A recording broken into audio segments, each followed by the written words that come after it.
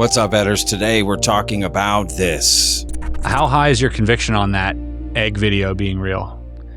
The one that we never got shown, ultra high. No, the one that we did get shown. Oh, I don't know about that. I don't care about that egg video. There was supposed to be a different one. Why it was not shown, I don't know. But this video was supposed to be body camera footage. Who says who? Says individuals that I'm quite close with. That I'm not gonna betray their confidence here. Right, but where did you hear this? You heard it from them? Now I want to preface this. The last time I kind of spoke about Elizondo on my video on the NRO and on Jesse's podcast, some folks connected with Lou reached out to me and said, "Hey, you better be careful talking about him or he'll sue you." The age of disclosure now, and those figures specifically put off Elizondo and Eric Davis and Jay Stratton are trying to present a false and incomplete UFO legacy program outline. And I'll say that if Lou Elizondo had a position within the legacy program, he should just come out and talk about it. If that's true, let's say on an if, there's no chance that he wants that information out there. No. These questions must be asked, and it's rather sinister. You ever get freaked out by what you uncover? Yeah, but it's mostly frustration. Really? Because I feel a sense of like, holy.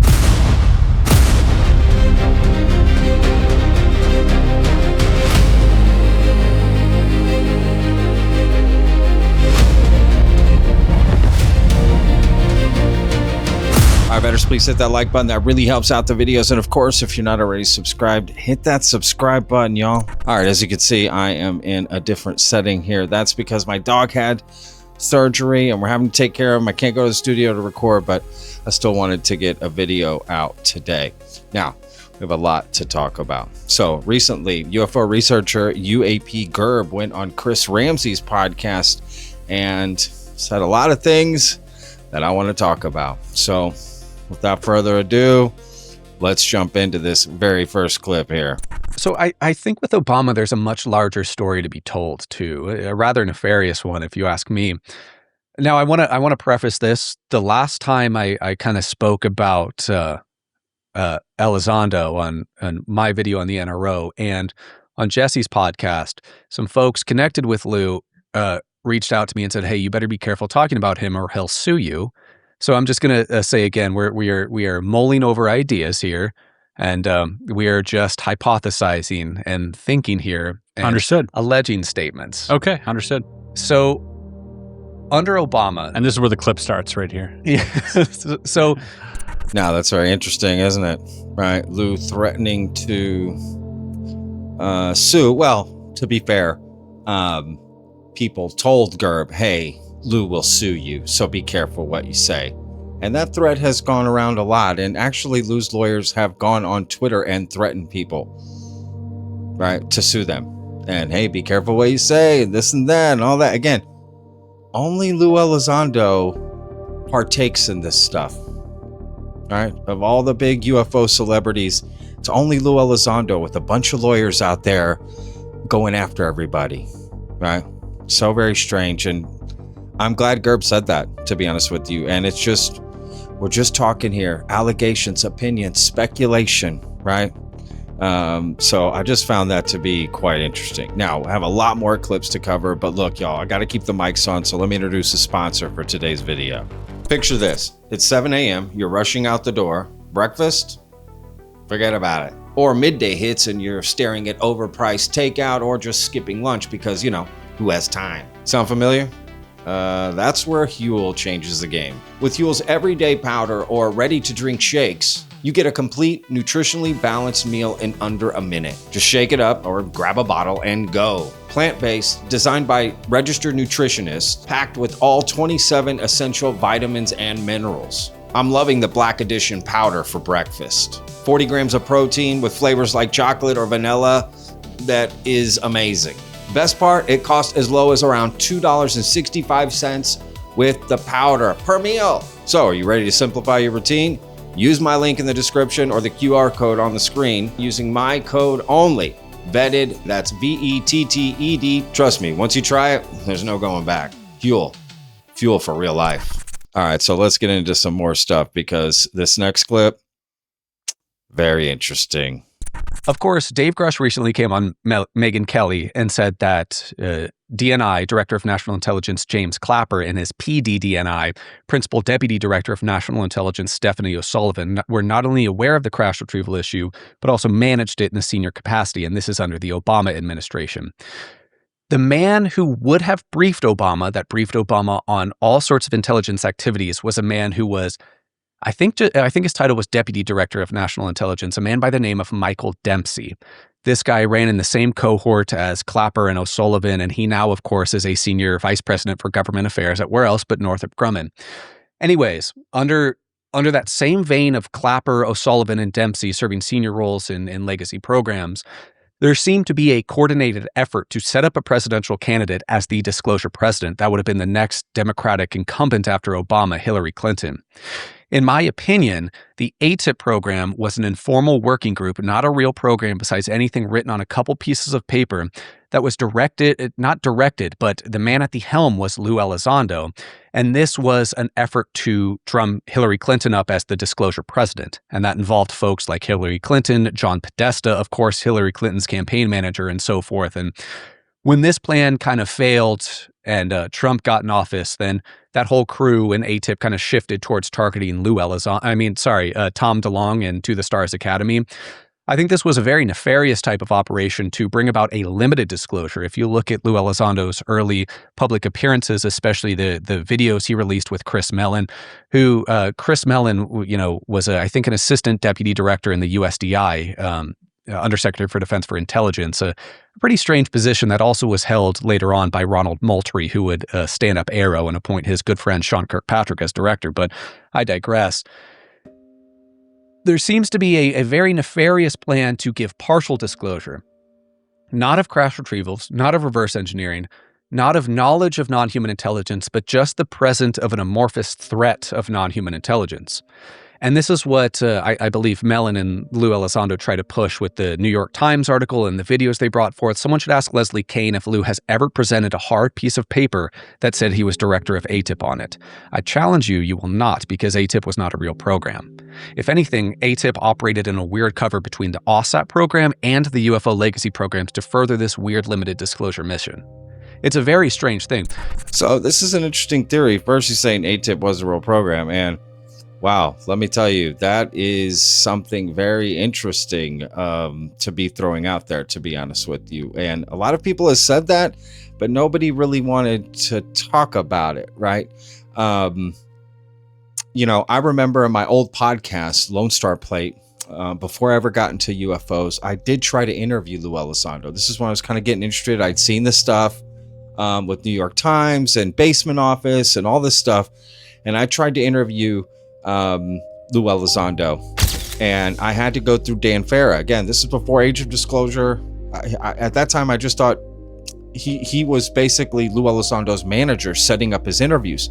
And so I'm emailing Dan Farah. He's like, yeah, he'll come on. And then I asked Dan Farah, hey, what's going on with this Basement Office episode? Because Stephen Greenstreet had come out saying like ATIP, Lou Elizondo didn't run ATIP. ATIP wasn't really a program and this and that. And Dan Farah basically called me on the phone. Was like, hey, if you go down this road, you're not going to get an interview with Lou, right? So they've been trying to really push that ATIP was this real program. And a lot of people have come out and spoken against Age of Disclosure and that narrative and the New York Times narrative. George Knapp, Jeremy Corbell, a lot of different people, that AAWSAP was the real program, right? Not ATIP.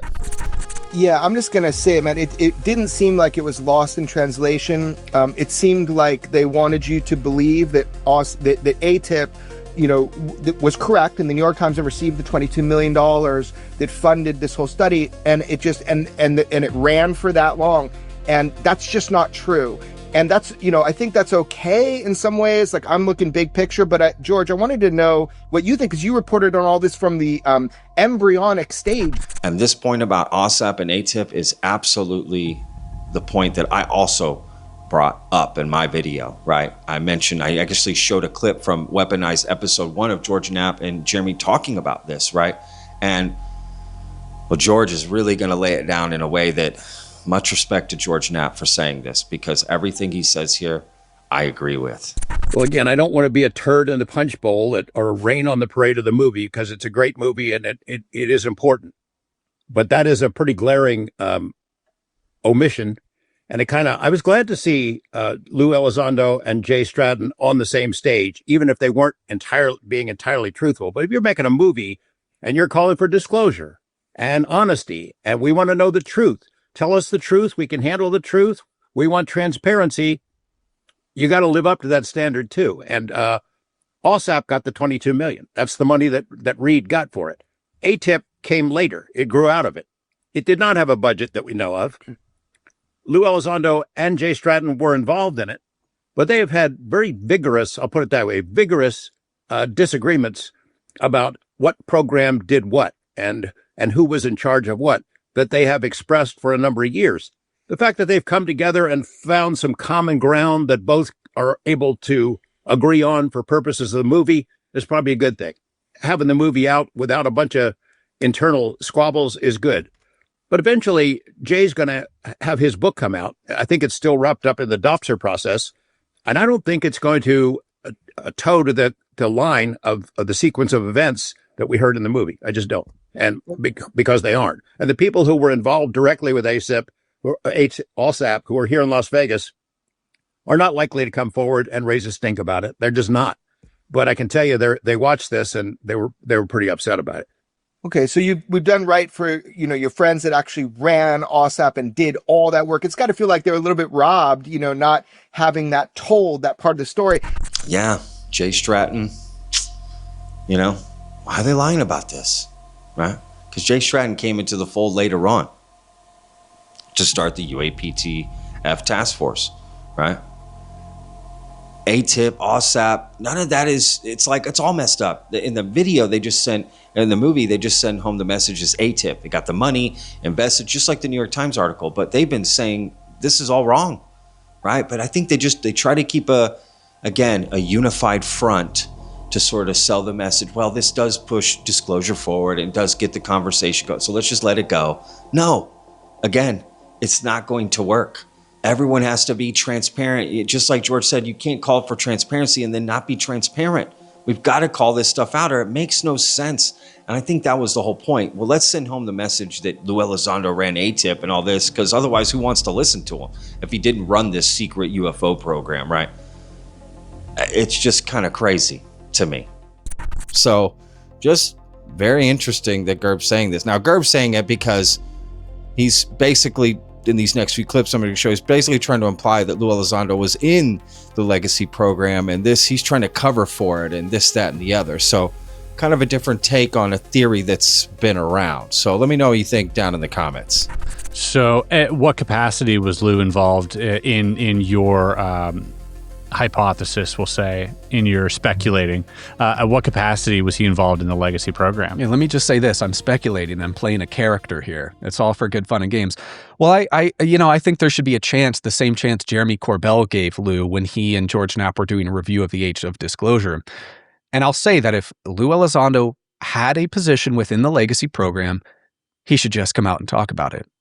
I mean, it's a big pill for people to swallow. Yeah. Have you heard from Lou at all after, talking about this? There was no. There was one point early on. Because if that's true, let's say on an if, there's no chance that he wants that information out there. No. But I also see like a path to sort of redemption available if he did choose to come out and if this was true. Yeah. But if not, let's say if he wants to categorically deny this, why not do so? Why not outright deny it then? Well, I think a lot of the time the wrong accusations are leveraged against Lou. Okay. And a lot of those accusations are leveraged mostly around the Twitter space and online Twitter drama. The counter intel stuff. And, yeah. I think the conversation is bigger than that. And that is Lou having prior involvement and ATIP being a cover program. He does have a chance to be an American hero, to come clean about that stuff. I know he doesn't want to reveal classified information, and that's fine, but if he has played a larger role in the structure of these programs, and especially served under somebody like Clapper for this effort to, both of them appear in the Age of Disclosure, 3 clips totaling less than a minute of Clapper, it would be a good time, and it would be a good time to do that and be plain, and this would help the disclosure movement tremendously. With partial and inaccurate and unsustainable weird cover programs, there will never be an effective disclosure through those channels. And that, in my opinion, involves allegedly Lou Elizondo, Chris Mellon, and the AAWSAP crew. Yeah, that's really interesting. I mean, you think that'll ever happen? No. Yeah. They're seemingly clinging to it. So again, this is all very strange as well. And, again, was Lou Elizondo part of this legacy program? I don't know. David Grusch has said that Lou should just come out and say it. Well, that was by proxy of Jeremy Corbell in videos I have covered before. The movie comes out, and then Dave's on this, and Fox does a week-long of series, and Bill Maher does interviews, and it's all being manipulated by some invisible beings or something. But that interview happened a long time ago. Dave would have been a valuable addition to the movie. Why do you suppose he wasn't in it? Well, I think he definitely chose not to be in it. I remember helping to make that connection with Dan so that they could have that conversation. I think Dave has a kind of different tactic to getting out what he knows to be true. Dave is a true whistleblower. This is not a managed message with Dave. Not that it is with the other guys, but it is at least authorized. With Dave, he really is working on a fundamental attitude that nobody has the right to hold this back. So let's go to his interview for 1 second. Yeah, so let's talk about this Fox News interview, as Jeremy's about to explain how that all came together, and that's quite relevant. But the idea that David about when it comes to this stuff, he really thinks everybody should just hear what he had to say and treat it properly. I mean, we could have done the same, George, but President Trump doesn't watch Weaponized as far as I know. So, so David Grusch talked again, and I was really glad he decided to, because he's not all over the media. I do think that he has a difference of opinion, and that's for him to talk about. When it comes to this stuff, he really thinks everybody should just open up and say what they know. For example, he thinks that if Lou Elizondo was part of the legacy UFO program, that he should just say it. Go out on the limb and just say it. And so I think that's the difference of opinion. I think the film would have had Dave participate if Dave had agreed, but I think that he's just on a different path. Am I explaining that clearly? Again, what everyone can agree on is that Lou is allegedly being very deceptive. The question is rather why, right? And in my opinion, I don't know if it really matters, right? Is there some road to redemption, and why doesn't Lou just come out and deny it? Well, Lou, in my opinion, likes to live in the land of ambiguity. Let you fill in the gaps however you want. Again, very deceptive counter intel. Now, Gerb throwing out that, there's more to the story. I agree with that. All that. I wouldn't say all the stuff that's mentioned on Twitter is all drama, to be fair. I mean, there's people doxxed and harassed and threatened. I wouldn't consider that drama. Now, is there some drama as part of it? Yes, absolutely. But it's not all drama. And I think it's all important, especially if you're someone that's looking for all the data, which a lot of these researchers say, but then avoid some data, right? Isn't all data points good? So that doesn't really make sense to me to not consider that, right? Because you don't know what you'll find. If you're going to just assume something's behind the door and you don't know, right? I mean, I find that to be very strange, but people like to, I'm above that. That's below me. What does that mean? I thought you're either looking for data or you're not, right? So there's a lot of double standards from UFO researchers and UFO personalities in this community. And look, I'm part of it too. Like, I can't say that I'm not perfect. I make mistakes and I overlook things, and sometimes I need to be held accountable myself. And I find this a very interesting conversation nonetheless. I'm glad this kind of stuff is being talked about. right? If I'm being honest, like, look, yeah, let's talk about this stuff. Let's get it out. And I think all data points are good. So anyway, let's continue on. And you can start to see weird milestones in that. Like, when did Lou Elizondo start talking about UFO crash retrievals? That was after David Grusch went public. You will not find him speaking about it beforehand. And so it seems like that whole crew has always been on the back foot trying to play catch up now because a dishonest and incomplete disclosure plan was at play to drum up Hillary Clinton like this. And the bridge between Clapper and the bridge between Lou Elizondo, I wonder who provided Lou Elizondo the top cover for the ATIP mission.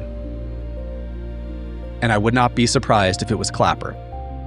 Shortly before he left federal service, whilst he was serving as liaison to the NRO. No, I'm sorry. He left federal office and served as liaison to the NRO for TTSA. Lou served a very high position within the DoD under the USDI.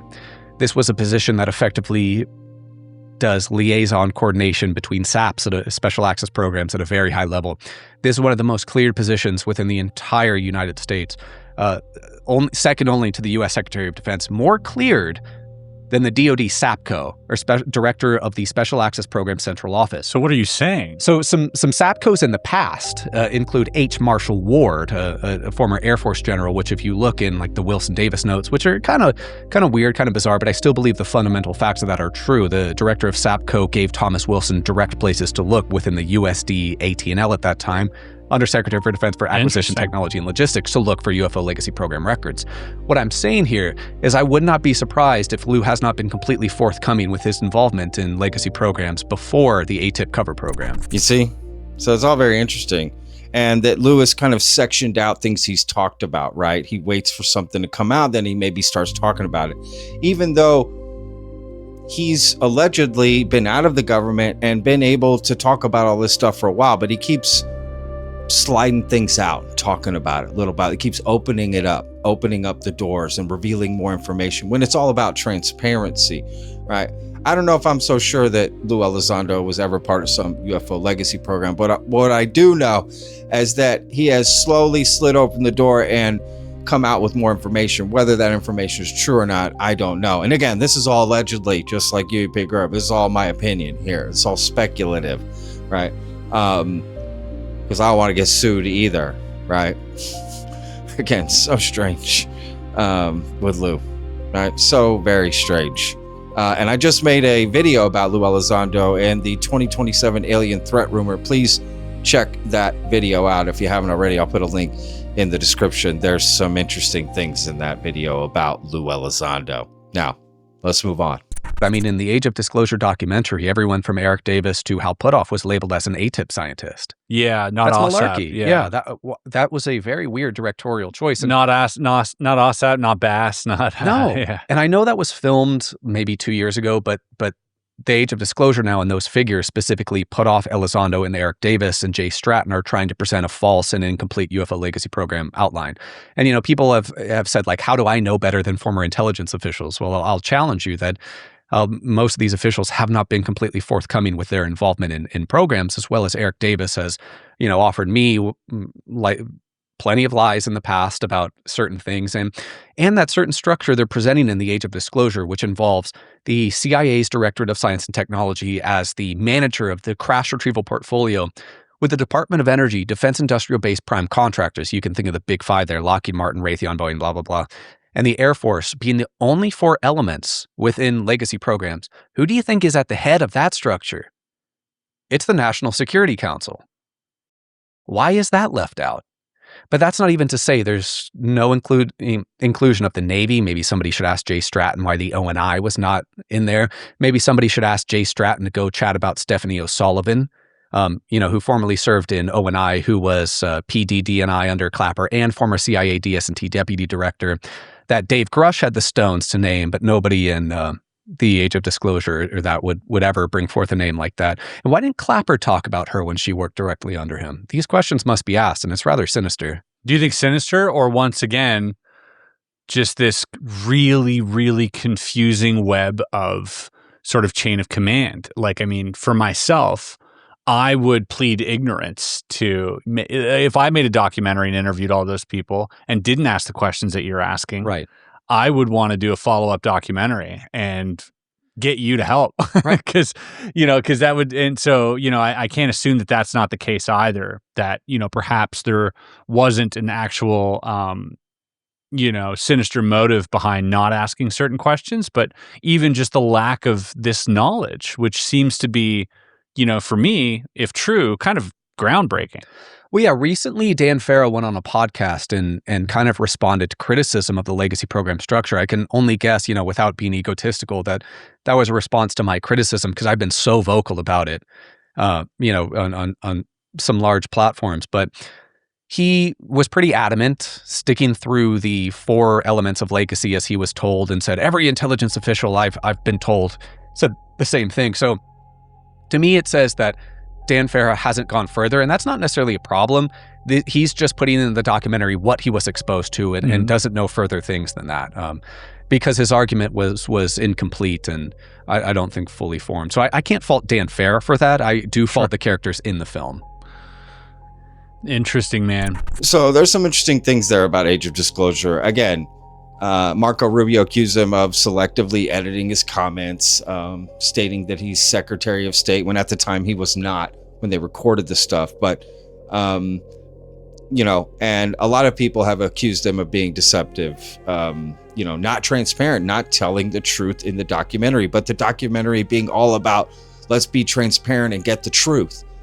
It's just a total double standard and weird. What's interesting is this whole angle that's being set up that, like, the reason Lou Elizondo isn't telling the truth is because, well, he's really part of the UFO legacy program. Where's this coming from? You know what I mean? I think it's a weird, if you're Lou, that makes you look good. Like, yeah, the reason I've been lying is because I'm deep in cover into this freaking secret UFO thing, I just think has a lot to do with his ego. And again, that's just my opinion. I don't think he's part of any UFO legacy program whatsoever. Because then people are like, well, there's, good reason for what he's doing all this. I just don't. Again, in our search to further expand humanity, we lose our humanity. It's so strange that I think a lot of people put aliens above humans, like how we treat each other. Like that becomes less important. Right, how we treat each other. It's all about the aliens and the UFO legacy program. Let's just find that out no matter what. And if you're part of it, come out of the talk. It's going to change the world. You have no idea what it's going to do. It hasn't changed anything now. You think any of those people that are in the UFO legacy program are just better people because of the information that they have? No, sounds like they're not. Right? You never hear good things about any of these people. So that's... it's like if you move to try to change your life, or you don't actually attack the problem, right? They say you can't move away from your problems. This is sort of the same thing. Humanity's looking for the easy way out. Well, if we just connect with the aliens, if we just find the technology, it'll change everything. It'll bring us all together. Kumbaya. No, right? We've got to attack the problems now, no matter what happens around us. That's how we know humanity can be stronger. It's the same thing in your own personal journey in life. If you're looking for something to fill the voids or the gaps, right, and you don't actually take care of the problem, you know what I mean? You're not really moving anywhere. What have you really accomplished, right? So it's a little strange, but I don't know. Maybe it's true. Maybe Lou Elizondo was in the UFO legacy program. I don't know. Let me know what you think down in the comments. Gerb seems to be absolutely convinced of this. And there was always some interesting rumors floating around, like that Dan Farrow, the director of Age of Disclosure, knew Hal Puthoff when he was a kid. Just saying. Ron James, the filmmaker, said that in X-Space one time. It was just a rumor, and I thought, well, that's strange, because I've heard a similar rumor about Lou Elizondo knowing Hal Puthoff when he was a kid. Again, rumors, but interesting rumors nonetheless. You ever get freaked out by what you uncover? Yeah, but it's mostly frustration. Really? Yes. You don't feel a sense of like, because I feel a sense of like, holy shit. Well, I've had a couple. I don't know if you feel that or not. These are holy shit moments. I've had a couple internal freakouts when doing certain videos.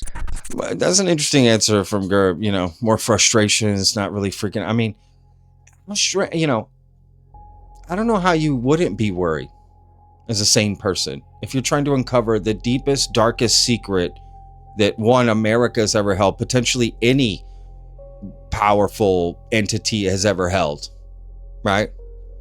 And you're just going to lay it all out on podcast and do all this research behind the scenes, and you're not worried something could happen to you or your safety or something, you know, seems kind of odd, right? I don't know. That seems like an odd way to look at it, right? Again, won't these people do whatever it takes to cover it up, right? Forget suing. Allegedly, they've made people disappear, right? Funneled trillions of dollars. Again, they're hiding the greatest secret ever, and they've done anything and everything to cover it up. I just find that interesting. I would think the more I'm out talking about something, the less it's probably right. Because why would they let you just spill all the beans, right? I don't know. Maybe I'm wrong, you know, because people would argue, no, they do that on purpose, right? Because no one would believe them, you know. I don't know. But this is an interesting field to get into, because as you know, you want to come in this all fun and, oh, let's talk about aliens. And then it starts to get dark and deep and government secret that you start to wonder, am I stepping on classified information? Like, what if I'm wrong? What if it's this? What if it's that? What buttons am I pushing, right? What lines am I going past? You know, never want to affect American citizens or, right? I don't care so much about the government, but I care about my fellow American citizens. And the thought of putting different people in danger, I don't know. It's just strange. You just don't know about all this cloak and dagger stuff that you might have to get involved with, you know, because Gerb is a researcher that has sources. He goes deep. He does all this stuff. You know, I don't play with that stuff for a reason. I don't step up to the line of classified or not classified, or, you know, sources and talking to people who are in the program and this and that. I don't know. I got a family. I just don't want to. This is for entertainment purposes only, you know. So I worry about that stuff, to be honest with you. But he seems okay with it, which is fine. You know, we do need people looking into this, and it is interesting the research he uncovers. I wish there was a little more. Like, what does it all really mean, right? Like, he shows stuff in his videos, which I appreciate, but. You know, a lot of people, you know, I love Chris and Gerb is cool too. People have accused me of coming after him and you hate him and this. I don't hate Gerb. Jesus Christ. Like, I don't hate anybody, really. That's a strong word. I've said a couple things. I hate some of Gerb's fans because they've sent me death threats, you know, for throwing just not even criticism, saying a couple things about Gerb a long time ago, and people just came after me, man. It's just so weird. I mean, only Lou Elizondo fans have done that before. No one else. So I just found that strange. But I think there's a lot of people that are just utterly convinced, and there's a little bit of confirmation bias in the sense that they want everyone to be open-minded, yet I find a lot of people aren't open-minded because they've made up their mind. This is real, and let me look for the things that fit that. But I don't think a lot of these people that are UFO researchers and look into this stuff are open to the idea that it's not true, right? They've moved past that quote. They're onto something else. So they're not really that open-minded. They're open-minded to an extent in a certain sandbox, but they're not open-minded overall that maybe this isn't true. Maybe the government doesn't have any UFOs or aliens or all of this stuff, right? I mean, I think that's still a possibility. I consider everything a possibility on the line. I'm truly open-minded in the sense that I don't know what the truth is, right? I'm open to it all being bullshit, none of it being bullshit, or somewhere in between, right? A mix. I don't really know, but it's interesting to hear people that are absolutely convinced of it and give you their research and stuff, which I appreciate.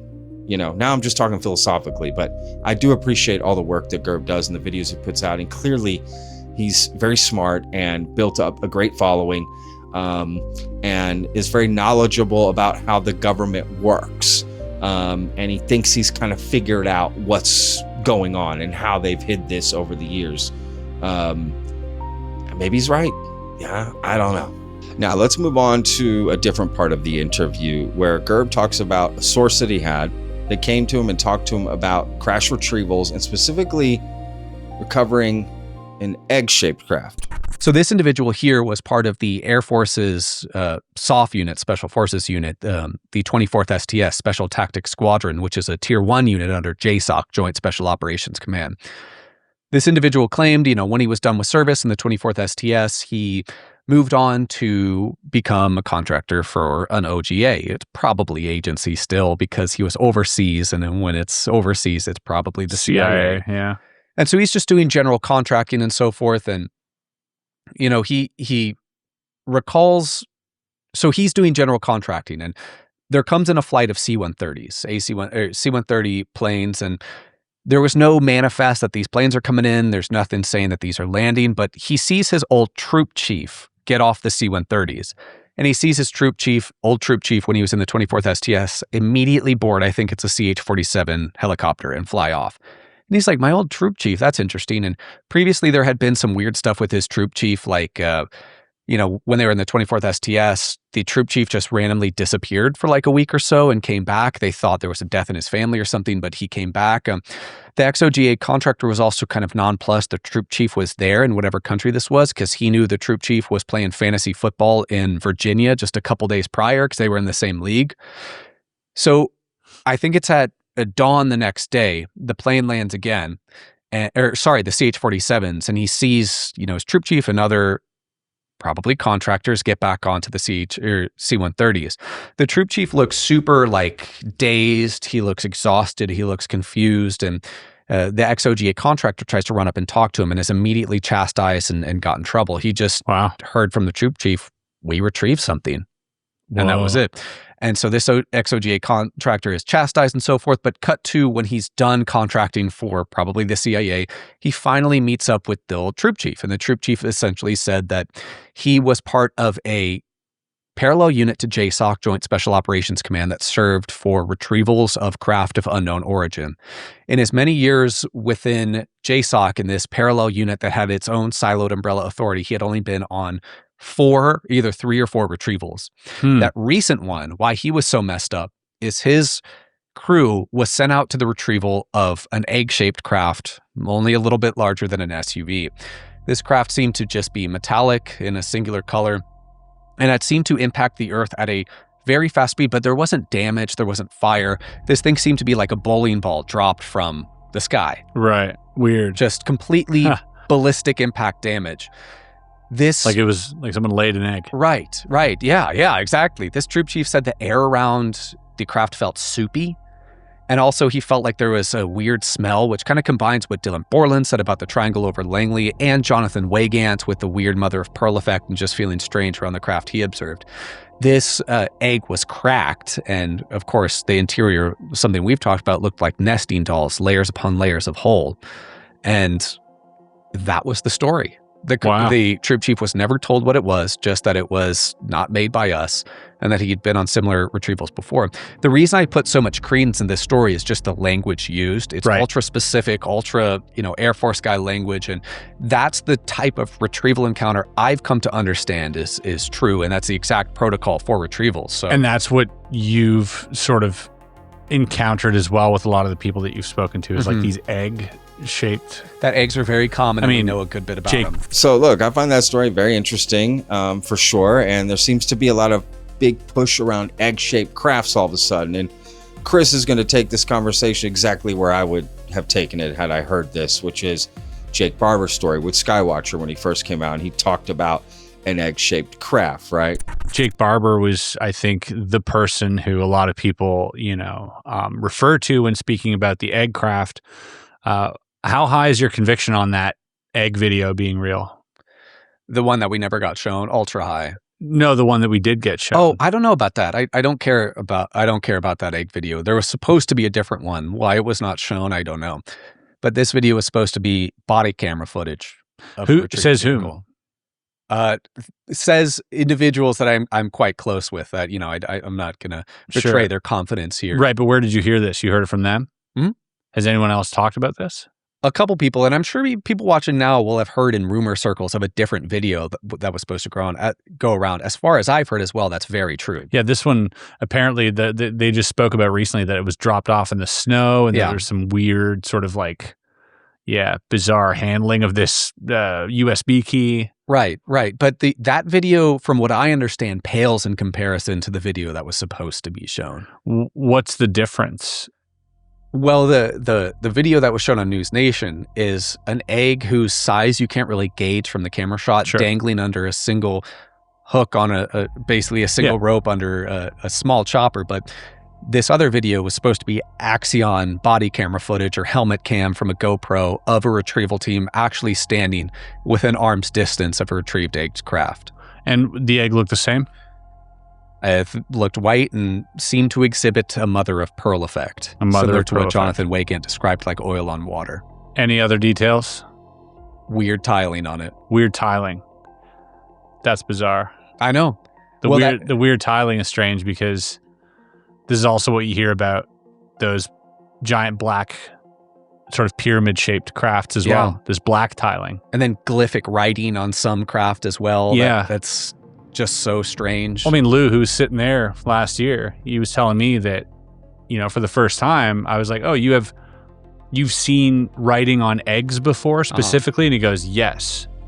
And I was like, well, hold on. Like, etched and he's like, no, etched into the egg. There's like writing on craft. Like, he confirmed that he saw those images. So this is interesting. I never heard this before, that there was supposed to be body cam footage shown of the egg-shaped craft that Jake Barber got, right? I actually didn't know that. That's interesting, right? Because they showed this other crazy video. Take a look.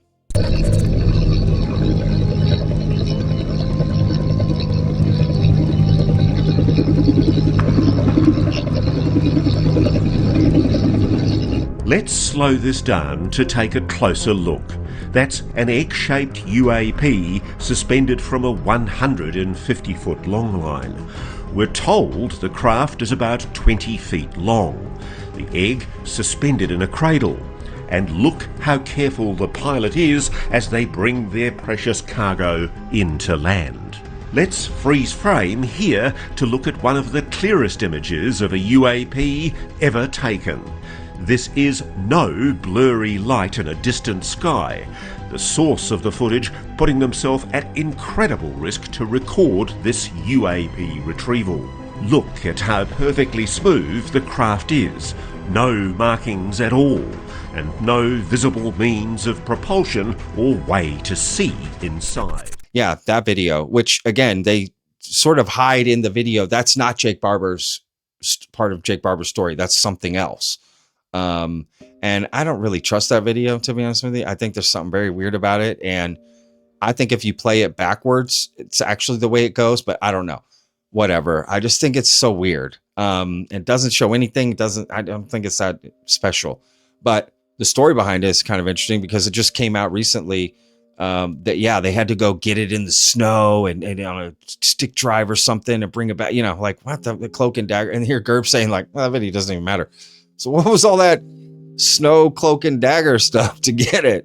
But even getting the video of the egg was an insane process. And I say insane in the most complimentary way because I totally believe in security and that I totally believe that the government is watching a bunch of stuff and tracking a lot of things. So the process that we had to do to go get that footage. But my boss, Andy, like on a burner phone, had to basically go and dig through the snow. And somebody was watching him saying like, you're almost there. There it is. And he like dug through the snow.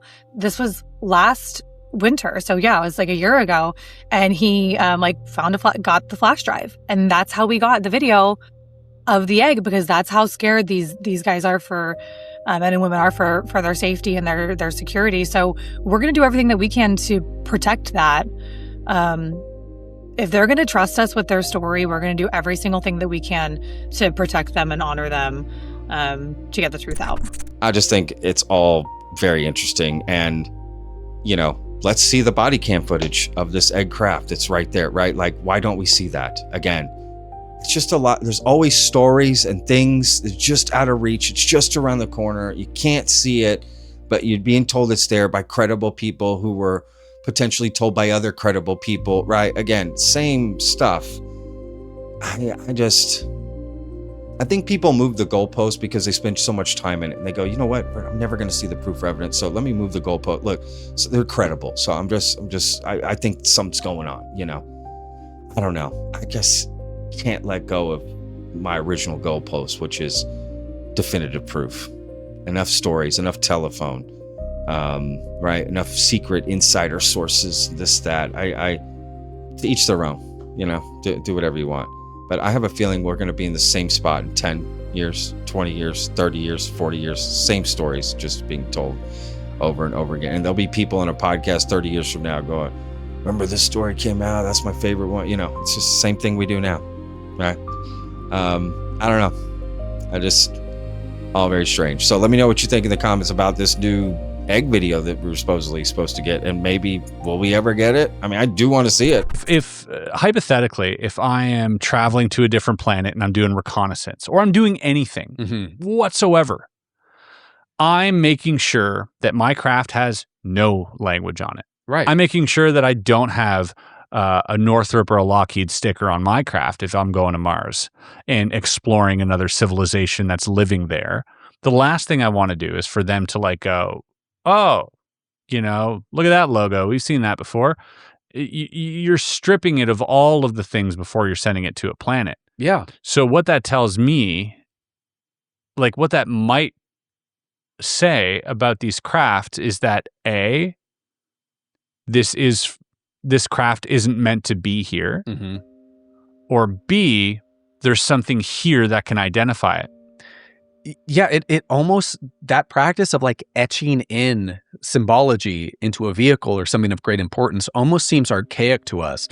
Like that's like putting large skunkworks decals and stickers on the U-2 spy plane that was shot over Russia. It just depends doesn't make sense. Depends what it says. Right. Because if it's not just a decal, it could say something like, oh, rescue craft, don't worry, we're here, or like whatever that is. But what I'm saying is that like that has to be for something. Right. Yes. So there's something out there that can read that language. Who knows? Maybe it just says no step in their language like we put on a lot of airframes. Sure. But again, it's still interesting. But again, you're writing it on a craft and you're, you know, hovering around this planet with beings who can't read it. So why is that? So it's either you're not supposed to be there. This craft wasn't meant to be here. It was meant to be somewhere else where people can read that. Or there are people here, I assume people or non-people, whatever, that can read that. Right. That has to be the only two options. Like that could suggest there's a more permanent NHI station that is. What else does it suggest? It suggests that it's either not supposed to be here, it's here by mistake, or something can read that. That's on the ground. That's like, or elsewhere in the sky that needs to read it. So that's an interesting thing. I think there's an option. Right. Well, first, so the idea that there's writing on some of these craft, and the reason there's writing is because there's somebody here on Earth that knows how to read it, and the other option that Chris said, you know, or it's for somebody else, right? But I think there's more options than that. And I think the big one is that just sounds like something someone would make up. It was writing on the craft, just like they see in the movies, right?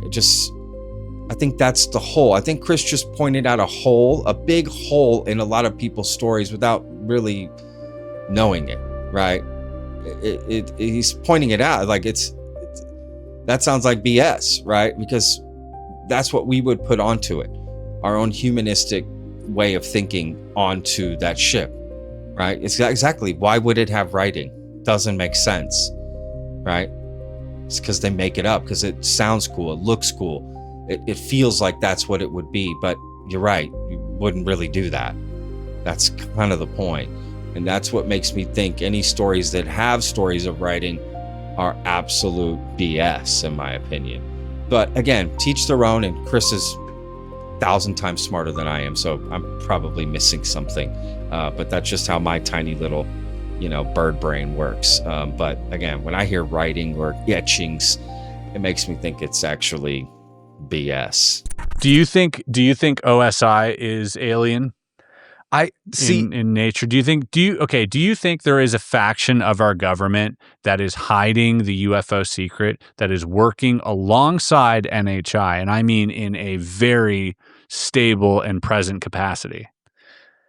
So that's something we've been talking about, and I have to give a firm right now, I don't know. One, because like OSI PJ, I am as near confident as one could possibly be in this situation. Does program protection for legacy stuff. The non-human intelligence type OSI Men in Black type thing, it like adheres to John Keel's idea of Men in Black, sort of weird NHI entities. So many interactions though.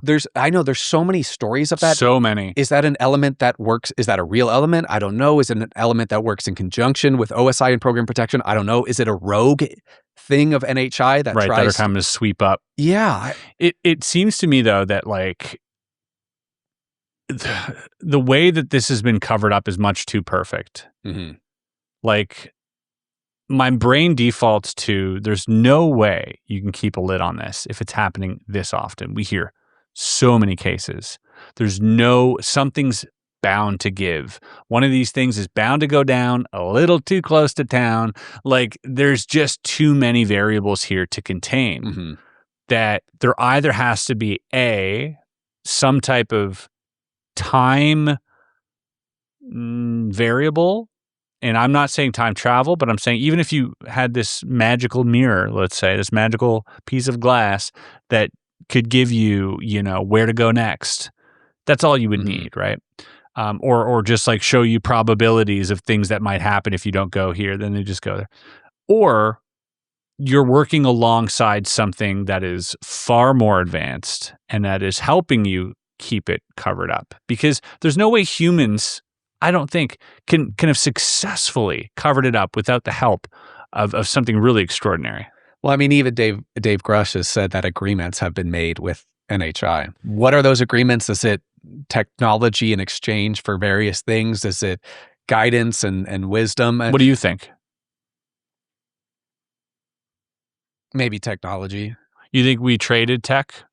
What do we trade it for?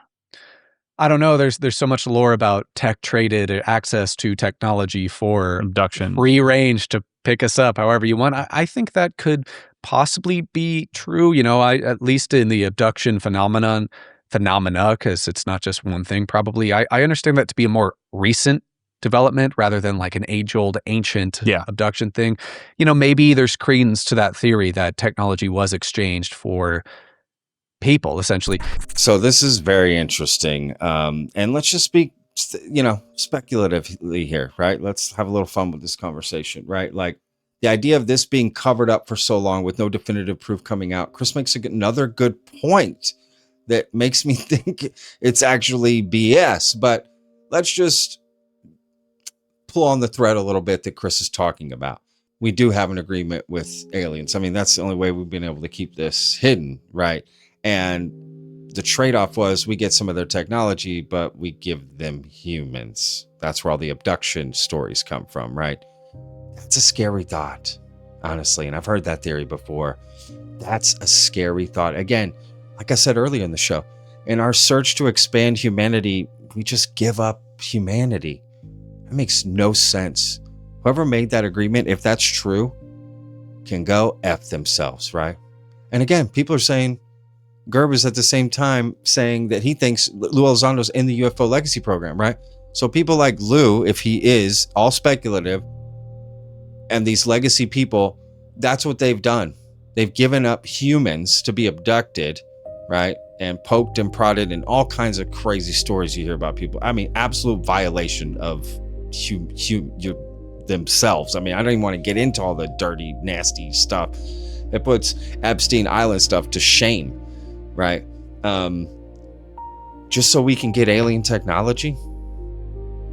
I mean, if that's the agreement, horrific. Again, who are these people? That's what I mean. Just because you've been in the legacy program, it's like, who cares? Why are we putting aliens and this cover up and UFO like above everything? Just so strange to me.